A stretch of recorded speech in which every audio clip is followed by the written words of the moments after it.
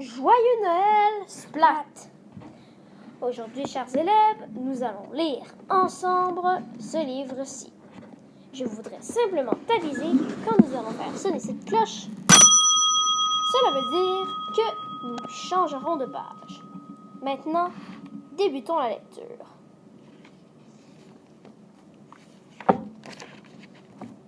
Écrire au Père Noël, dit Splat, c'est vraiment très important. Sinon, comment saura-t-il ce qu'on veut? Harry sourit est bien d'accord. Le crayon de Splat griffonne et griffonne. Et fini, dit-il. Il montre sa lettre toute fière. Harry sourit est impressionné. Cher Père Noël, est-ce que je pourrais avoir un très très gros cadeau, s'il te plaît? Merci, Splat. PS, j'étais un très gentil chat. Tu sais, dit sa petite sœur, c'est seulement au très très gentil chat que le Père Noël apporte des très très gros cadeaux. Tu es sûr d'avoir été assez gentil? Évidemment, répond Splat. Elle le regarde avec un air que seules les petites sœurs savent prendre. Sûr et certain? Splat lève bien haut la moustache et sort de la cuisine de pas digne. J'ai été un gentil chat, dit-il. Harry sourit est bien d'accord. J'ai même été très gentil. Harry sourit paraît moins sûr. Et Splat est pris dans toute série que sa queue se tortille comme une chenille. Peut-être que je n'ai pas été assez gentil. Splat essaie de se souvenir. Si, conclut-il, je l'ai été. J'en suis sûre. Mais au cas où... Maman! Crie Splat. Je vais t'aider à tout préparer pour Noël. Oula, dit sa maman. Et Splat croit qu'elle veut dire merci beaucoup, tu es vraiment un gentil chaton. Alors, il essaie de se rendre très utile.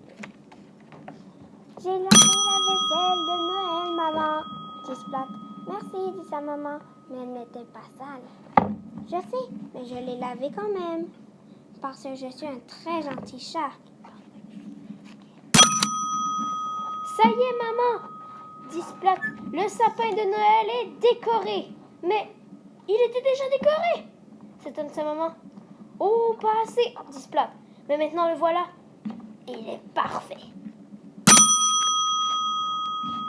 Je vais balayer la neige avant l'entrée, maman, dit Splat. Attends, lui crie sa maman. N'ouvre pas la porte. Trop tard. Être gentil, c'est fatigant, dit Splat. C'est sûr, dit sa maman. Je crois que je vais aller me coucher maintenant, déclare Splat. Bonne idée, dit sa maman. Splat se blottit sous les couvertures et ferme les yeux. Mais ses yeux ne veulent pas rester fermés. Je ferais peut-être mieux d'attendre le Père Noël pour lui dire que j'ai été très gentil, pense Splat. Alors, Splat prend sa lampe de poche et il attend. Plus un bruit. Et puis... Et Splat entend les sabots des rennes sur le toit. Mais voilà que le se change en tic-tac. Ce n'était que le bruit du réveil. Splat se couche sur le côté. Et là, soudain, une ombre sur le mur. Père Noël! S'écrie Splat. Mais c'est seulement Harry Souris qui joue à la fenêtre. Splat pousse un gros soupir. Il remonte son oreiller et reprend son attente. Le Père Noël va bien finir par arriver, se dit Splat. Mais la nuit se passe sans un bruit, paisiblement, dans le plus grand silence. Le matin de Noël vient enfin éclairer la fenêtre de la chambre. Mais Splat n'est pas pressé de se lever. Sa petite sœur vient le chercher. Je crois que je n'ai pas été assez gentille, soupire Splat. Je te l'avais bien dit, répond sa petite sœur. Mais tu peux jouer avec ma Kitty si tu veux.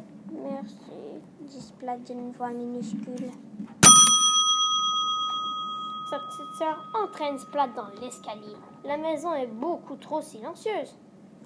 Autour du sapin, ni cadeaux, ni parents, Et voilà, dit Splat, tout ça parce que je n'ai pas été assez gentil chat. Le Père Noël ne m'a même pas passé chez nous. Mais soudain, toute la famille surgit de derrière le canapé.